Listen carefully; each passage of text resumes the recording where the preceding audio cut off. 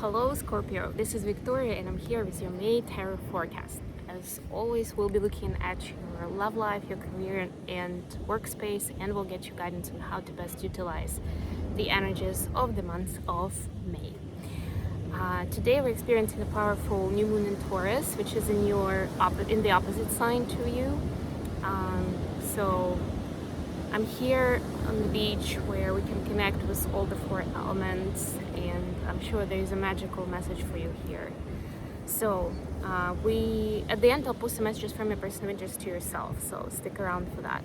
And of course, to everyone, don't forget to like the video. If you're new, subscribe to the channel. And there's more info in the description box about my content and services.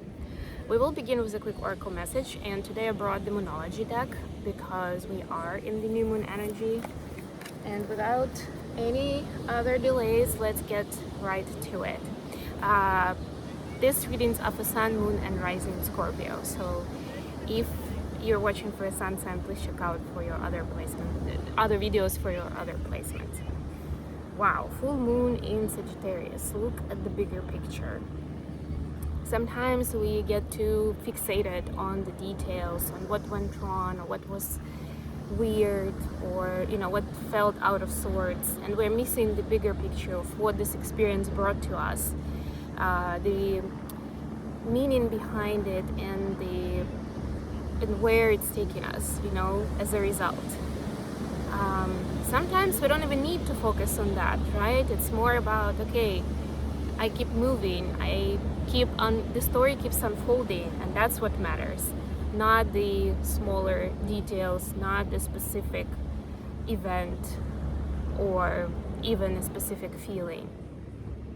So take a look at the bigger picture of where you are, especially if there is some kind of unfortunate event or negative feelings that you're having about something, right? Zoom out from that context and see what can you be grateful for. What is that experience teaching you? Or just generally, what people and things are you grateful for in your life right now? And you'll see how energy will start shifting immediately. Okay, with all that said, I am now back to all of my decks, got all of them out. But today I actually found, as I was getting ready for this, I found my Rider-Waite Tarot, the classic one, and I haven't used it in ages, a year at least, I would say. So that's what we're gonna go with today. I hope you guys are doing great. Woo. All right, I guess it's a sign that we can get started. For those who are ready to comment on the mic, I will get a mic, I promise, especially because I want to do more content on the beach. But one step at a time. There's a lot happening at the moment. So for your personal space and love life, you have the Knight of Pentacles. You have the Fool in reverse. I usually don't take reversals, but if they come out this way, that's what we're gonna read. And the Fool is the Aquarian energy. Then you have Knight of Wands. Interesting, Knight's movement. For your career space, we have the Strength. This is Leo energy. You could be dealing with a Leo. The Moon, look at all the major arcanas. Wow, this is Pisces energy. And the Sun, oh my goodness. This is crazy. This is the second time I'm getting the Sun and the Moon in this cycle of readings from me. I don't remember what was the previous sign. But it's on the thumbnails. If anybody's interested, you'll see the Sun and the Moon. It's from a different deck. It's from the Good Tarot.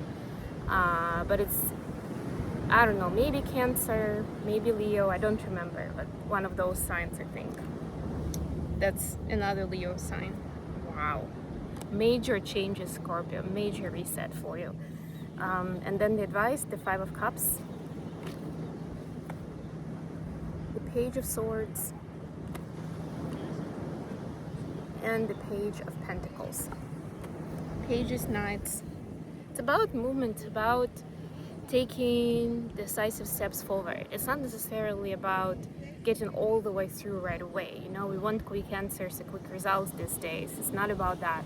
Sometimes it's about taking just tiny steps, just learning something new, just experiencing something new, just having a conversation with someone who is on the same page, or maybe going through something similar, or you're interested in the same topic, and that's good enough sometimes for that day, for that week. You have Ten of Pentacles at the bottom of the deck. Just, to me, again, so powerful, such a powerful connection with the new moon in Taurus that we experience. Because Taurus is the sign of abundance, of calling in the wealth, the comfort, the lifestyle that you want to create for yourself. It is sometimes kind of frowned upon for the materialistic view and values, but whether we like to admit or not, we live in that material world, in the 3D space. We have that experience for a reason, right? And regardless of whether the Ten of Pentacles means living in a mansion, you know, with your own staff and all the high tech in the world, or whether it's about a small shack on the beach, it's not really about the money. It's more about creating something that you're aligning with, that gives you that comfort, that space, that where you can be authentic and where you can create, where you can be at your best, and where the place and the interior, the things that you surround yourself with, they add value and add quality to your experience, if that makes sense. Then it's not that energy, right? It's part of that experience that we have day in, day out. So, for your personal space and love life, Knight of Pentacles, full in reverse, Knight of Wands. It is important to continue taking steps forward, but do not rush to, I already said it, but just to recap, do not rush to a specific result. Savor the moments, the minutes, the specific, I don't know whether it's dates or, you know, any project that you were in with this person. Could be a love partner, it doesn't have to be, could be a close friend, a family member, whoever is on your mind as I'm saying it. But as much as you want to know where is this going, or when are we get to the next level we're gonna get, or I want to really hear how this person feels about me, if maybe it's a new relationship and you're just getting started, there is a beauty in taking it one step at a time. And actually, the Knight of Pentacles and Knight of Wands are kind of opposing energies with the speed-wise. The Knight of Pentacles is the slowest knight. The Knight of Wands just wants to get there as quickly as possible. So you may also be going like between these energies, or between you and your person. One of you wants things to move quickly, another one is trying to take things slowly, or is asking for that, right? There's definitely middle ground here, and trust that in good time the answers will be revealed to you. And if anything, you can ask good questions of, you know, what am I supposed to do at this stage of the journey, right? Or how can I get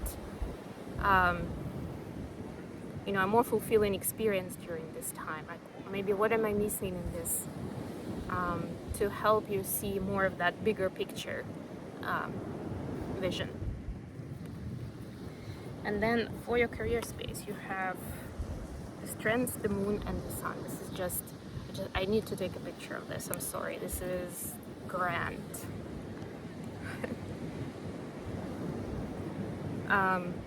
But I would say the Moon and the Sun is definitely the ultimate feminine and masculine. It's reset of when to act, when to surrender, when to listen, when to speak your mind. Especially if we're talking business, workspace, when to put yourself forward, when to take a step back and recap and retrospect and maybe do some learning from someone else, right? It's this interesting recalibration of what value is too, you know. When do you think your business is successful? When you make a lot of money, when you feel at peace, when it helps you, maybe helps you grow personally. Maybe it's when you make new connections with important people, right? Like, what is it? There is like reset of values at this time. All the major arcanas. It's not even something that you are deciding for yourself. It's the reset that's coming from the universe, from the divine for you, giving you a different perspective and showing you how much strength you've got in you to move this forward, to be successful, to go even further if you feel like you've already hit the ceiling or you don't know what to do next, right? This is a confirmation that there is so much more to discover, there's so much more to do, and to become, all in good timing, right? But now it's important to continue that path forward with courage, with an open heart too, I must admit. I need to make more videos about the connection of the open heart and courage, because a lot of times we think of it as more of a rough energy, as something that is and tough, right? Moving through the obstacles, but it's not really like that. It can be like that in more of a shadow mode, but it doesn't have to be. Courage is a little different. And then the advice, the Five of Cups, the Page of Swords, and the Page of Pentacles. It's very interesting. Don't have any regrets and don't judge yourself for anything that you haven't done, or the coulda, woulda, shoulda situation, or that you're not moving fast enough. Again, if you feel like it's taking too long, you're moving too slowly, take even smaller steps, take even smaller bites, right? And allow the knowledge and the resources to come along. You don't have to beg for them. You don't have to negotiate too hard, you know? It's gonna come in naturally. But it's important to set yourself, to have that fresh energy, you know? Pages are, to a certain degree, you know, naive and innocent, but they're like this fresh, clean slates. Of like, okay, we're open to learning something new because we don't know that much, right? And it's interesting how knowledge and expertise feels, if you truly continue growing, whether it's personally or professionally, you're going through those cycles of at times understanding how far you've come and how much you already know and have learned and achieved, and then going even after that, going back to the point where it feels like you are in square one and there's so much more, and there's such a new perspective now to uncover and to get to know, right? Okay, I need to be a little bit mindful of the wind here. I haven't done readings outside for a while.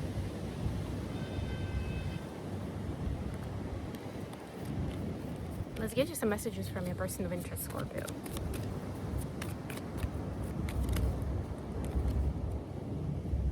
Another moon, clarified by Ten of Swords. Wow. Your person is definitely facing some of the fears and painful experiences from the past. The next full moon is coming on May 30th, and that's going to be a powerful time for your person, maybe for the two of you too. Because Scorpio is also very much connected to the moon energy, right? It's water element. So for a person, and this in this deck for me, this also takes me or alludes to the feminine energy, the motherly energy. So your person may specifically be uncovering some patterns and some painful experiences that they have in connection with, you know, their mother and their relationship, or it could be feminine figures in general. But there's something the cycle is closing, the painful cycle, right? The wound is healing. It may take a moment to recalibrate and to catch up with the mind and with the body. But they understand that you are bringing in new flavor, new context into the conversation in that situation, whatever it was. It doesn't even matter if you are feminine or masculine energy, right? But it's important context to what happened back then, to what happened when, you know, their heart was broken, when the connection was somehow damaged. And this helps them understand better what happened and why, and find closure and find release and be able to move on and to be able to heal from that. So it's very powerful, and they recognize your meaning in that and your role in it. Okay, I hope this was good for Scorpio. Thank you so much for joining me today, guys. I love you all. Please don't forget to like the video and of course subscribe to the channel. And until next time,